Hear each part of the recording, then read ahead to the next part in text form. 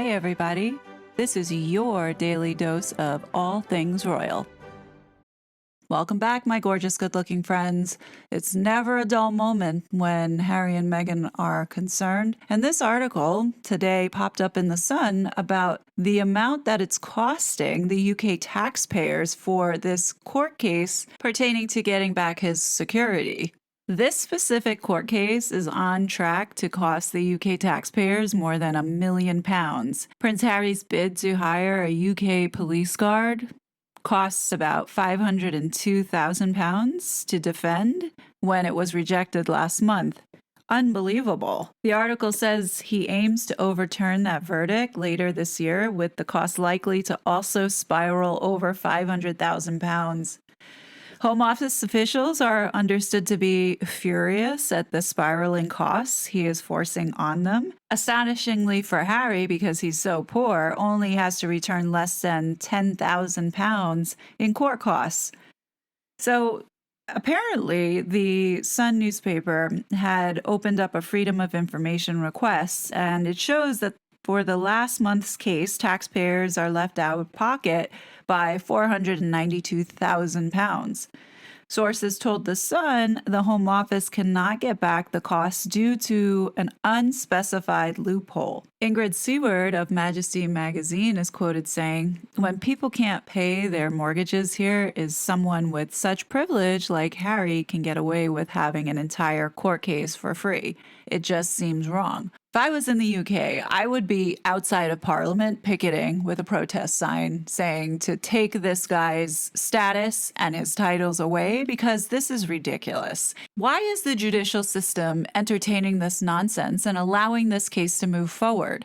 These two are so manipulative, and they know exactly what they are doing. Meghan knew what she was doing when she was calling the police on herself for these so-called drones and also filing all these false reports because of all of this facade that they're trying to create in making it seem like they have to have this status back because they're so important and that they are protected, important people.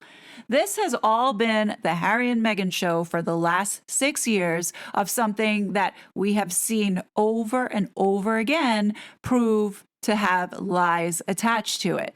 So Harry is saying in this court case that he thinks it's unfair and illegal to remove his armed guard when visiting the UK.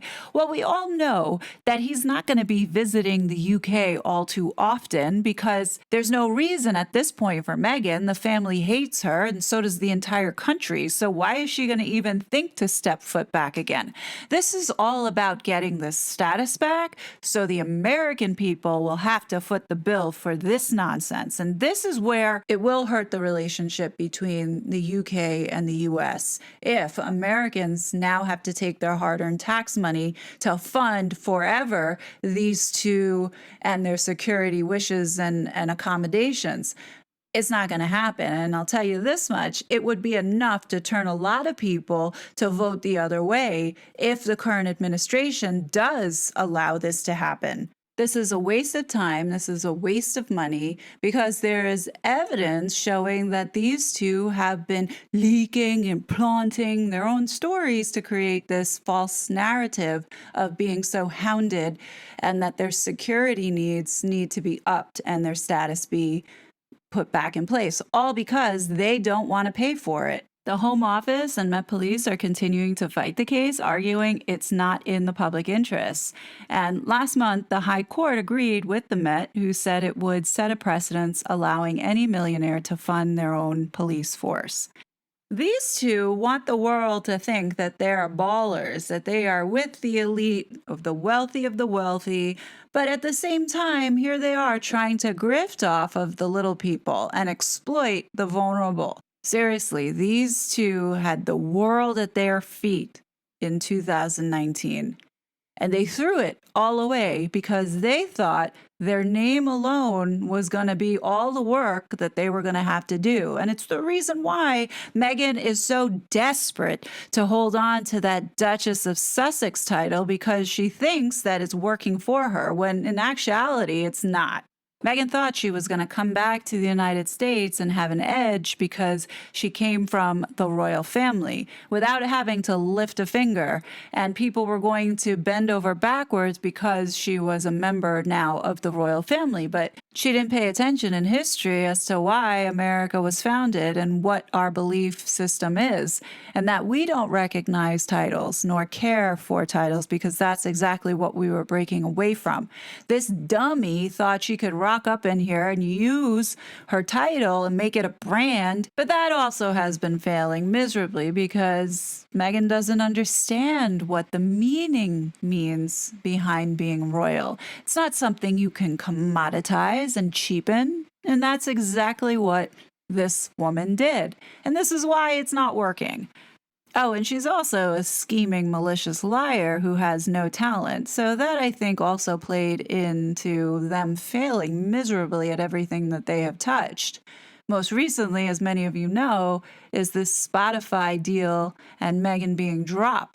So Hollywood has been buzzing with this news, and we all know that 5 years ago, there's no way any of these outlets would have reported anything negative about Meghan. But you know it's bad when you've got the left mainstream media reporting that Spotify has dropped this archetypes and have alleviated Meghan and Harry of their deal. They even went so far as to expose why they were being dropped. And Spotify claimed that Prince Harry and Meghan Markle failed to fill the productivity benchmark that was needed to receive the full payout that they had agreed upon. So this multi-year agreement that they had with Spotify only produced 12 sucky podcasts from Meghan. Being that we don't know what the exact terms and conditions were of this agreement, we can only look at other podcasters that are on the platform to get a sense as to how bad of an investment it was for Spotify to give a deal to Meghan and Harry. So when you look at Joe Rogan, his deal was $100 million, and there's certain metrics that were placed around it for them to make their money back. So with this contract that Joe Rogan had, he had to bring in at least 1.89 million subscribers. And when you factor and work out the annual or average revenue per user, it does wash out to where it does make sense for Spotify to offer that type of contract. When you work out similar numbers for Meghan and Harry, it doesn't. If you look at 20%, because if the contract for Meghan and Harry was 20 million, you take 20% of Joe Rogan's numbers and you apply it to Meghan, and she literally fails on all cylinders. For instance, Meghan did 12 stinky little podcasts episodes. Joe Rogan, if you look at his yearly numbers, he's doing about 200 podcasts a year. Sometimes he's uploading 3 to 4 times a week. He's working for that 100 million, but if you were doing this apples to apples and assuming that Joe Rogan was equally getting paid $20 million, then his output would then become 36 episodes in a year. If you look at the numbers, that's in theory where Meghan should have been. And she is way below that because she only was generating 12 episodes a year. So Spotify made the right decision. And if they didn't pay her the full payout, my assumption is based off of if you do calculations against Joe Rogan's numbers, she probably made out with 6.6 million gross. That's before taxes, and maybe 4.5 after taxes, and then she had to pay staff, etc. So yeah, she walked away with maybe 4 million for doing pretty much very little. Hollywood is a small town, and if the mainstream media is reporting that Meghan was dropped by Spotify, you can bet that Netflix is soon to follow. And from there, I highly doubt anybody in the industry will want to touch these two. So WME has one hell of a job in trying to turn this ship around. But at this point, anything that they do, in my opinion, is just only wasting money because they have shown themselves for who they really are, which are two grifters who enjoy jumping on bandwagons to exploit the vulnerable in order to profit. And quite frankly, America is waking up and seeing that, and we don't like that. But when Hollywood sees it and they are now voicing it and echoing it, you're pretty much done. Bill Simmons, who is a well-known podcaster, had this to say about the duo. Up to whatever team he wants, right? So if he says, like, you can trade me, but it can only be to Philly, then they're A, handicapped with the trade, but then B, Philly can get him at a discount. I'm going to pose this question to you. You do a lot of business deals, a lot of negotiations. I do. Well, let's just. I wish I had been involved in the Meghan and Harry leave Spotify negotiation. The fucking grifters. That's the podcast we should have launched with them. I got to get drunk one night and tell the story of the Zoom I had with Harry to try to help him with a podcast idea. It's one of my best stories. Dude, there hasn't been a Drunk Simmons podcast. Let's both get drunk and then it'll just be drunk. Save that idea. It'll be really easy. The grifters. Here's my. That's exactly what these two are. They are the royal grift.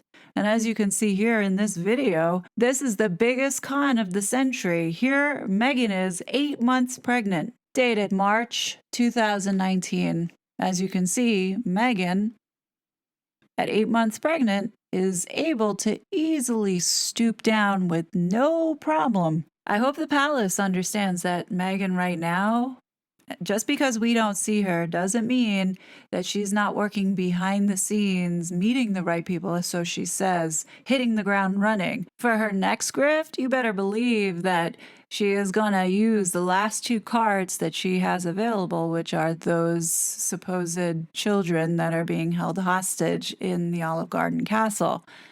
So I do think the palace should be thinking on how to stay ahead, because there's no telling on what bombshell this woman is going to drop, because quite frankly, everything is falling apart around her. And when desperate people have to survive, you know that they're going to do whatever they need to do. And that includes if it means taking down the institution and burning it. You better believe she'll be the one to light that match. So that's just my thoughts. Everything else around Meghan has fallen to total shit.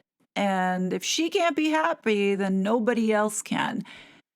And I do believe that she is plotting and scheming something that the royal family should be worried about. But that's just my opinion. But what do you guys think? As always, leave your thoughts below, and I will be back soon with more content. But until then, please be safe, and I will talk to you later. Bye. Such a fraud.